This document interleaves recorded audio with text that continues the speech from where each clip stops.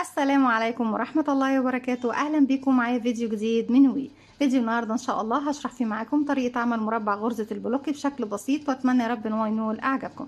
ما تنسوش إذا عجبكم الفيديو تدعموني بلايك وشير وسبسكرايب.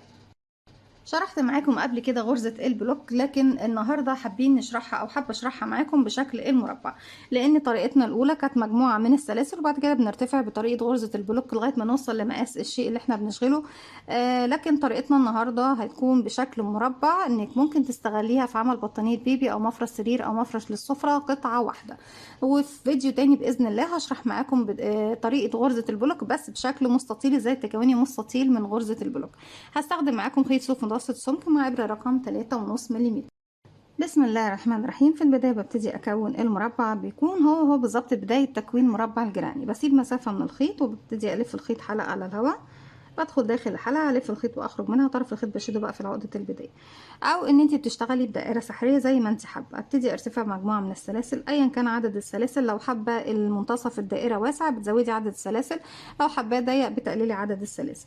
علشان أعمل سلسلة بيكون عندي على الإبرة حلقة، بلف الخيط وأخرج منها. بسم الله، 1 2 3 4 5. هسيب الأربع سلاسل الأخيرة وأروح لأول سلسلة اشتغلتها، أدخل فيها في الحلقة الأمامية، وبعد كده أسحب الخيط وأخرج منها، ومن تحت الحلقة اللي عندي على الإبرة هخلي خيط البداية معايا في ظهر حرف الفي أو السلاسل بالشكل ده، وابتدي أشتغل عليه عشان أخفيه. ببتدي أكون المربع ارتفاع 3 سلسلة، 1 2 3، وبعتبر ان الثلاث سلاسل دول اول عمود بلفه معايا. عشان اكون مربع بكون 4 زوايا. عشان اكون 4 زوايا يعني لازم اعمل 4 مجموعات، كل مجموعه مكونه من 3 عمود بلفه. ده كده اول مجموعه ببتديها معايا منها عمود، هكمل بقى 2 عمود على العمود ده يبقوا 3. ازاي بشتغل العمود بلفه؟ بيكون عندي على الابره حلقه، بلف الخيط لفه واحده لانه عمود بلفه واحده، اصبح معايا حلقتين. بدخل في منتصف الدائرة، اسحب الخيط واخرج، معايا 3 حلقات، هلف الخيط واخرج من حلقتين، بقى معايا حلقتين، بلف الخيط واخرج منهم.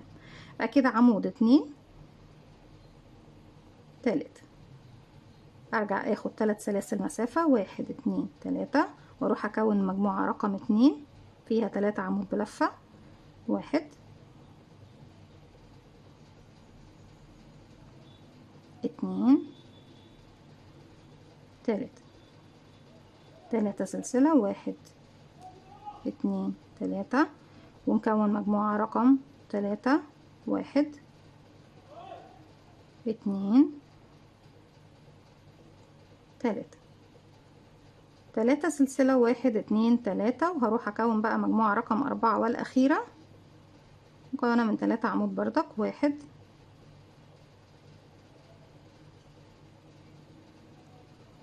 2 3.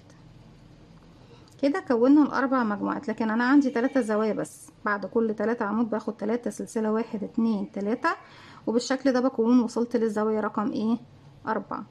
في تالت سلسلة ارتفاع انا عندي هنا، نعد بسم الله، 1 2، دي رقم 3 اهي، بدخل فيها ومعايا بقية خيط البداية، اسحب من الخيط منه ومن الحلقة اللي عندي ايه على الابرة بغرزة منزلقة، او ان انا خلاص بقص الخيط لو خلاص ايه مش عايزة اسحبه تاني، انا اشتغلت عليه بما فيه الكفاية. في المرحلة دي ببتدي اجيب اللون الجديد وابتدي اشتغل بغرزة شكل البلوك اللي انا ببتدي اضيف بقى غرزة الحشو معي. هسيب مسافة من الخيط بتكون حوالي 10 سنتي، بحيث ان انا في النهاية اقدر انضفها والف الخيط حلقة على الهواء، ابتدي ادخل اقفلها عقدة بداية او اسحب الحلقة مباشرة من الحلقة اللي عندي على الابرة. طيب مفروض ان انا ابتدي اشتغل في الزاوية دي. عشان اشتغل في الزاوية انا هسيب الخيط الابيض بقى مكانه، مش هشتغل بيه. هرتفع سلسلة وهرجع للخلف كده على المكان ده واشتغل غرزة حشو. في المكان ده بشتغل غرزة حشو 3 سلاسل غرزة حشو. هنا انا اشتغلت غرزة الحشو اللي المفروض بيكون اخير عندي في الزاوية، وهكمل بشكل طبيعي. هشتغل بقى فوق الاعمدة دي 3، انا مش عايزة خيط البداية دوت شكله مش لطيف، هبتدي ان انا ايه اقص. بعد ما اشتغلت غرزة حشو فوق ال3 عمود هاخد 3 سلسلة، 1 2 3، هسيب بقى ال3 اعمدة تحت ال3 سلاسل واروح للزاوية اللي فيها 3 سلاسل وابتدي اشتغل حشو 3 سلاسل، 1 2 3، وفي نفس الفراغ كمان هشتغل حشو. علشان اروح من المكان ده للزاوية اللي بعدها باخد فوق الاعمدة 3 سلسلة، 1 2 3، وارجع فوق الثلاث سلاسل اشتغل حشو، 1 2 3 سلسلة، وفي نفس الفراغ تاني بشتغل كمان حشو، وهكذا. فوق الاعمدة بشتغل سلاسل، وفوق السلاسل اللي هي في الزاوية بشتغل 2 غرزة ما بينهم 3 سلاسل، 1 2 3 سلسلة، بسيب تحتهم التلاتة عمود واروح للثلاث سلاسل الزاوية اشتغل حشو، 1 2 3 سلسلة، وفي نفس الفراغ كمان بشتغل حشو. كده كونا بصوا الاربع زوايا، وعندي فراغ هنا هبتدي اشتغل عليه السطر الجاي، 1 2 3 سلسلة، بسيب الثلاث اعمدة واروح اشتغل هنا حشو. المفروض ان انا بشتغل حشو تانية، انا كده كده اشتغلتها في بداية السطر. هشتغل بقى 1 2 3 سلسلة، وهروح فوق اول غرزة اشتغلتها ادخل واسحب بغرزة منزلقة بالشكل ده. اشتغلت كده كده اشتغلنا غرزة الحشو. قفلنا السطر اللي بغرزة البلوك، هبتدي تاني ارجع اسحب اللون الابيض من نفس المكان اللي انا فيه، او بعمل حاجة، انا هنا هسحب من المكان اللي انا فيه وبمشي بمنزلقة لغاية فين يا بنات؟ انا مش بشتغل فوق غرز الحشو خالص، انا بشتغل فوق السلاسل بس، سواء في الفراغ اللي فوق الثلاث اعمدة او في الزاوية اللي هي بتكون عندي بالظبط زي الزوايا اللي تحت. هدخل في المكان ده بس بغرزة منزلقة، امشي بس لغاية المكان اللي فيه 3 سلاسل وارتفع 1 2 3، وبعتبره عمود بلفة. في الفراغ اللي فيه 3 سلاسل اللي بيكون فوق الاعمدة بشتغل فيه 3 عمود بلفة فقط لا غير. ده كده اول عمود، تاني عمود، وبشتغل فوق السلاسل نفسها يا بنات، ماليش علاقة بالاعمدة اللي تحت خالص. تالت، كده اشتغلت 3 عمود في المكان دوت، سبت اللون اللي هو طبعا البطيخي دوت هنا، وهرجع اخده طبعا في السطر اللي جاي. او لو حابه تخلي السطور اللي هي بتكون داخل البلوك نفسها اللي هي بتكون بغرزه الحشو، بعد ما بتخلصي غرزه السطر الجيراني هتخلي كل سطر من الغرز الحشو دي بلون مختلف، هتكون شكلها حلو جدا وجميل. هاخد سلسله مسافه واروح داخل بقى الثلاث سلاسل دول، بكون 3 عمود، 3 سلسله، 3 عمود، 1 2 3، يعني يبقى اشتغل سطر كأني بشتغل مربع جراني، وبشتغل السطر التاني كأني بشتغل غرزة بلوك، او بتشبه شوية، يعني شوية مش كتير، بتشبه غرزة الموس ستيتش اللي هي غرزة الطحلب. وان شاء الله في فيديو تاني هشرح لكم غرزة الطحلب بشكل مربع. 1 2 3، وادخل تاني في نفس الفراغ، 1 2 3، فوق غرزة السلسلة الحشو باخد سلسلة واروح اشتغل فوق السلاسل دي 3 عمود بلفة بس، 1 2 3. طيب امتى يا بنات بشتغل مرتين في الفراغ وامتى بشتغل مرة واحدة؟ والمرة الواحدة عندي فيها 3 عمود بلفة، بشتغل في الزاوية اللي فيها 3 سلاسل، الزوايا بس هي الواحد 2 3 4 هي اللي بشتغل فيها مرتين، 3 عمود، 3 سلسلة، 3 عمود في نفس الفراغ. وبالنسبة للسطر اللي بيكون بغرزة الحشو بشتغل حشو 3 سلسلة حشو، يعني مرتين بردك في نفس الفراغ. ده بالنسبة للزوايا اللي هي احنا عارفينها من البداية. اما الفراغ العادي اللي بيكون فوق 3 سلاسل اللي هي بتكون فوق الأعمدة نفسها بشتغل فيها مرة واحدة مكونة من 3 عمود بلف. ما بين كل فراغ وفراغ بمشي باخد سلسلة مسافة. اروح هنا عندي زاوية، ما بشتغلش على الحشو خالص، بشتغل على الزاوية بس، بشتغل زاوية زيها، يعني 3 عمود، 3 سلسلة، 3 عمود بلف، 1 2 3، 3 سلسلة، 1 2 عفوا 2 3، كمان مرة في نفس الفراغ، 1 2 3، سلسلة مسافة، واروح اشتغل فوق الفراغ العادي 3 عمود، وفوق الزاوية 3 عمود، 3 سلسلة، 3 عمود، سلسلة. وطبعا ما بين كل فراغ وفراغ يعني هنا 3 عمود، بعديه سلسلة، الزاوية بشتغلها 3 عمود، 3 سلسلة، 3 عمود، فوق الثلاث سلاسل دول سلسلة مسافة، 3 عمود، سلسلة، زاوية، سلسلة، وبرجع لكم تاني في نفس الفراغ دوت. كل اللي احنا طبعا بنلاحظه من الشغل بتاعنا ان احنا السطر اللي بيكون بغرزة الحشو كل اللي بيظهر منه غرز الحشو بس، ليه الخطوط اللي بتكون بلون مختلف بتدينا شكل حلو جدا وجميل. والاماكن طبعا اللي احنا شايفينها دي اللي بتكون مدينا نوع من الفراغ او التفريغ بتكون حلوة قوي قوي قوي. هكمل السطر وارجع لكم نبتدي سطر جديد مع بعض. رجعت لكم تاني في نهاية السطر باخد سلسلة بعد الزاوية اللي اشتغلتها في ثالث سلسلة ارتفاع بدخل وبقفل بغرزة منزلقة. هنا المفروض ان انا ببتدي اشتغل في الفراغ ده، هنا هسحب بقى اللون التاني، هسيب اللون الابيض وابتدي اسحب اللون اللي هو المختلف، برتفع سلسلة، ومن نفس المكان اللي انا فيه برجع بس كده للخلف لغاية الفراغ اللي فيه سلسلة، وابتدي اشتغل غرزة حشو بالشكل ده زي ما احنا شايفين.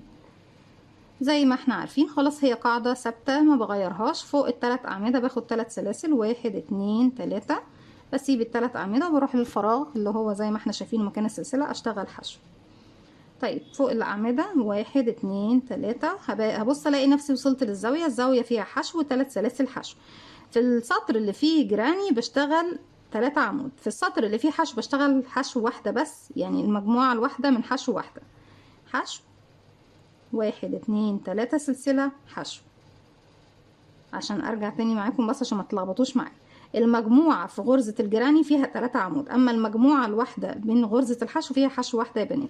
هنا بشتغل 3 حشو بعتبرها مجموعة وبعديهم 3 سلسلة، والمجموعة التانية فيها 3 حشو. اما هنا بشتغل حشو واحدة 3 سلسلة حشو واحدة. هنرجع نلاقي اعمدة بشتغل فوقيها 3 سلاسل، 1 2 3، بسيب الاعمدة التلاتة وبروح فوق السلسلة بشتغل حشو 1 2 3. فوق الأعمدة بسيبها وبشتغل في السلسلة حشو 1 2 3، بسيب الأعمدة واروح بقى فوق الزاوية حشو 1 2 3 سلسلة، وفي نفس الفراغ كمان حشو، وبكرر دوت لغاية ما بوصل إلى نهاية الراوند أو السطر. هرجع لكم تاني. رجعت لكم تاني، وفي النهاية هنا كان عندي آخر حاجة اشتغلت الزاوية حشو 3 سلاسل حشو، وبعديهم 3 سلاسل فوق ال3 أعمدة، واروح بقى فوق الحشو الأولى وأقفل بغرزة منزلقة. ابتدي اسيب اللون البطيخي او الاحمر دوت، واسحب تاني اللون اللي هو ايه الابيض. اللون الابيض بردك احنا ممكن نغير فيه يا بنات، يعني ممكن نعمل العكس، بدل ما انا عندي دلوقتي لون الابيض لون واحد، لا انا ممكن اخلي اللون البطيخي هو اللي واحد بس، السطر اللي بغرز الحشو هو اللي لون واحد بس، هو اللي يكون مثلا ابيض او اسود او اي لون انت حباه، هيكون ثابت معاكي. لكن السطور اللي بغرزة الجراني ممكن تغيري فيها، تخلي كل سطر بلون، بحيث ان انت تدي بردك مجموعة كبيرة من الالوان للبنات اللي بتحب ايه تشكل في الالوان. بسحب الخيط بالشكل دوت، وابتدي بقى من عند المكان اللي فيه السلاسل امشي بمنزلقة بس، وابتدي بقى فوق السلاسل اشتغل 3 عمود، نبتديهم 1 2 3 سلسلة، وبشتغل كمان 2 عمود في نفس الفراغ، 1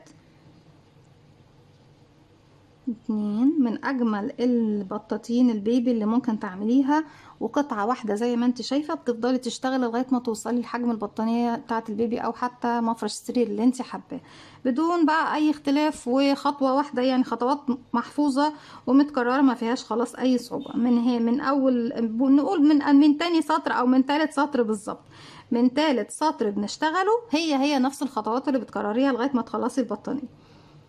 سلسلة واروح اشتغل فوق السلاسل التلاتة 3 عمود، يعني فوق الثلاث فراغات 3 فراغات زيهم، 1 2 3. فوق كل سلسلة بشتغل عمود، هاخد سلسلة مسافة، هلاقي الزاوية طالما عرفنا ان في مكانين هنا اشتغلناهم في فراغ واحد يبقى دي زاوية. هدخل داخل الزاوية اشتغل 3 عمود 3 سلسلة 3 عمود، خلاص تلقائي بيكون تكرار للسطور اللي فاتت. 2 3 3 سلسلة، 1 2 3، وادخل في نفس الفراغ 1 2 3 سلسلة، السلاسل فوقيها 3 أعمدة، بسيب طبعا فوق تحت السلسلة بسيب الحشو هنا بقى، 1 2 3 سلسلة، بسيب تحتها الحشو واروح اشتغل فوق الثلاث سلاسل 3 عمود، 1 2 3 سلسلة، بسيب تحتها غرزة الحشو واروح اشتغل فوق السلاسل 3 عمود، 1 2 3 سلسلة، وبروح اشتغل في الزاوية زاوية مكونة من 3 عمود 3 سلسلة 3 عمود. زي ما احنا شايفين، مش هطول عليكم، خلاص الفكرة واضحة ومش محتاجة ان احنا نقعد نكرر فيها اكتر من كده. بيكون شكل مربع البلوك معايا، هو مش مربع جراني طبعا، هو مربع البلوك، لان بيكون داخل فيه غرزة الحشو طبعا بطريقة غرزة البلوك، لكن على شكل مربع. هكمل بنفس الطريقة، وفي السطر اللي جاي ببتدي اسحب الخيط واشتغل بنفس الطريقة اللي احنا اشتغلنا بيها السطرين اللي فاتوا، اللي هو باللون الاحمر دوت، يعني ببتدي ارتفع في نفس المكان اللي انا فيه، واشتغل في الفراغ اللي فيه سلسله، ارجع بس للخلف كده اشتغل في فراغ السلسله غرزه حشو. فوق الثلاث اعمده باخد 3 سلاسل واشتغل فوق السلسله حشو، 3 سلاسل حشو، 3 سلاسل بروح للزاويه اشتغل حشو، 3 سلاسل حشو في نفس الفراغ، وارجع اخد 3 سلاسل واسيب تحتهم 3 اعمده حشو، 3 سلاسل حشو، 3 سلاسل حشو، 3 سلاسل، وبكرر بنفس الطريقه. وطبعا عارفين لما هنرتفع لسطر البلوك هنشتغله ازاي. مش هطول عليكم، دي كانت فكرتي النهارده، فكره سهله وبسيطه، لكن حبيت ان احنا نشرحها مع بعض لاني عارفه ان هي جميله جدا ونقدر نكون منها حاجات كتير جدا جميله. اتمنى ان الفكره تكون سهله وبسيطه وتنول اعجابكم. ما تنسوش اذا عجبكم الفيديو تدعموني بلايك وشير وسبسكرايب، واستنوني في فيديو جديد من وي. ما تنسوش كمان تفعلوا زرار الجرس عشان يوصلكم مني كل جديد.